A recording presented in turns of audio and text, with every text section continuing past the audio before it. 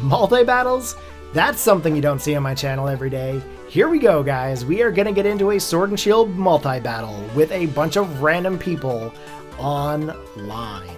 The team that I'm using today is completely random as it is a rental team and I've used it once. Let's see what we can do with this batch.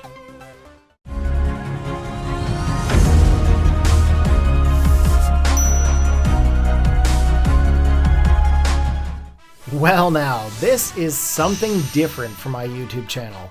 I normally don't do the multi-battles, but you know what? We decided to find a random multi-battle online. And today we are paired up with some pretty interesting teams. So our opponents here are going to lead off with a Magearna and an Umbreon. And I'm going to lead off here with my Meinshao, and it looks like my partner is going to go with a shiny Sylveon. Now this is actually going to work out quite well, I think, because of the Magearna and the Umbreon on the opposing side. We've got a couple of type advantages here, so we're going to lead off here with a Fake Out. We're going to flinch that Magearna from even attacking. Now this is where Sylveon comes in and goes for the Mystical Fire, goes right in to do some damage off onto that Magearna, and it handles it like there's no tomorrow. Lives with half hit points. Now, we are capable of going in for the attack here onto the Umbreon. Umbreon, of course, went for the attack onto Meinshao. Not enough to knock him out, but we are going to go in for that close combat here. And close combat is going to make contact with that Umbreon. However, it is not going to be able to knock him out because of his berry that's going to weaken that damage. In comes the Mystical Fire from our partner going into the Magearna. And we are going to be able to pick up a KO. First KO of the match, and of course in comes the second. There's the foul play coming from the Umbreon, knocking out the Meinshao. Even though it was a dark type move, the attack stat on the Meinshao was so high that it just knocked it out. So in order to pick up the loss of Meinshao, we're going to come in with our Volcanion. And of course on the opponent's side, they have a Lurantis. Now, Lurantis of course is one of those cool Pokemon you don't see a whole lot of. However, I do believe I had another battle earlier on that might have featured it. Hopefully we get to see a little bit more of Lurantis into this match. So we're going to go in for the Dynamax here with the Volcanion. And of course you get to see a gigantic Volcanion in this battle. Something you normally wouldn't have seen in past generations. In comes the Mystical Fire from the Sylveon into the Lurantis. Actually doing a lot of damage here, and the Lurantis gets a special attack boost. What is that? So now that we've gotten that damage off onto the Lurantis, that should be enough to knock it out. We ended up coming in with a Max Flare, of course, that increased the Sunlight into the match. In comes the Moonlight with the Umbreon in hopes of regaining some health here, which in fact it does. It actually raises it back up to max hit points. Now in comes Blacephalon. Blacephalon? Yeah, Blacephalon. So we are going to go in with the Max Geyser here into the Blacephalon because obviously we want to knock him out. However, in this situation here, we have a little bit of a difficulty. We have the harsh sunlight up here, and that is going to be a bit of an issue.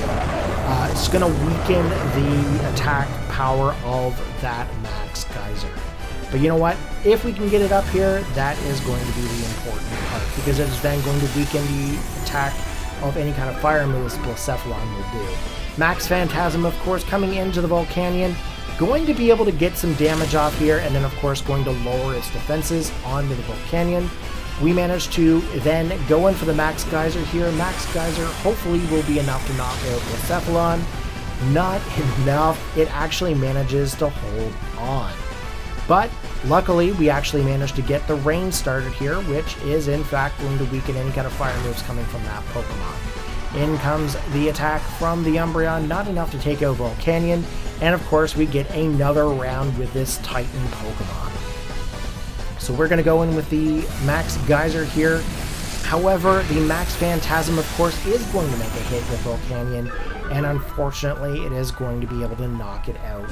With that defensive stat drop, definitely played a part in the Max Phantasm taking out the Volcanion. There's the Beast Boost coming in with the Blacephalon, of course, going to raise its special attack power.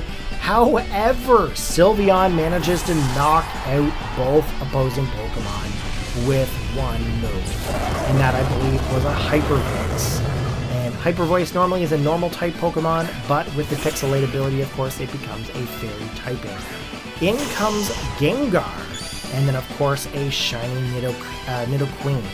Now, one of the opponents, of course, is completely knocked out, which is the reason why there's not two Pokemon onto the field. I have a Choice Scarf Gengar, as you guys know from an earlier battle. We're going to go in for the Shadow Ball here. Shadow Ball, of course, is not enough to take a win on the Nidoqueen, and unfortunately, we get hit by an Earth Power. So, unfortunately, all three of my Pokemon are completely knocked out, and it is now up to my opponent to knock out the remaining Pokemon. Down goes the Nidoqueen from the Sylveon's attack, and Ho-Oh coming in to seek revenge. Our partner decides to swap out, and in comes Lugia? What? So Lugia is exerting its pressure, of course, dropping some PP stats on that Zen Headbutt coming from the Ho-Oh. Not going to be able to do much damage. However, we are now going to retaliate with the Psyshock. Psyshock, of course, goes for the defensive stat versus the special defensive stat, so it doesn't do a whole lot onto Ho-Oh. However, Brave Bird Recoil does some damage, and they are able to pick up quite a bit of damage off onto that Lugia. Now, Psyshock again coming into play, hitting right onto that Ho-Oh, and it is dealing some decent work here this turn, but the Mystical Fire picks up the KO, and down goes the Lugia. In comes shiny Nidoking. Now, I'm a little bit curious here if these players were actually pairing up and somehow doing these multi-battles together, because quite frankly, their teams are pretty much the same. So there is the poison up onto the Ho-Oh there. Nidoking, of course, is still into play. Getting a little bit of leftovers there, and the Ho-Oh is gonna get hurt by some poison. So Ho-Oh is into the critical state. In comes the Zen Headbutt, making contact with that Nidoking, knocking it out, and now both sides are down to one Pokemon each. However, the poison is enough to take up the KO. So good game, guys. I'm hoping to pair up with you guys again. This was a blast.